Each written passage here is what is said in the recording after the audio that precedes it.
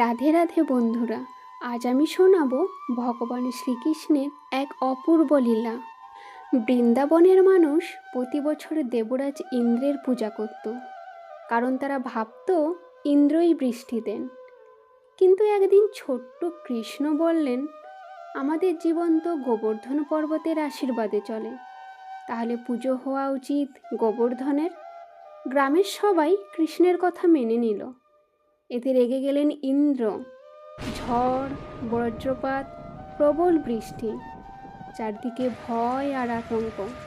তখনই ছোট্ট কৃষ্ণ নিজের কনিষ্ঠ আঙুলে তুলে নিলেন পুরো গোবর্ধন পর্বত। 7 দিন 7 রাত সবাই রইল তার আশ্রয়ে নিরাপদে। শেষে ইন্দ্র বুঝলেন, এই কৃষ্ণ কোনো সাধারণ বালক নন, তিনি স্বয়ং ভগবান। তাহলে বন্ধুরা, এখান থেকে আমরা কি শিক্ষা পাই? অহংকার নয়, ভক্তিই আসল শক্তি। রাধে রাধে। শ্রীকৃষ্ণের কোন নামটি আপনাদের ভালো লাগে অবশ্যই কমেন্টে জানাবেন।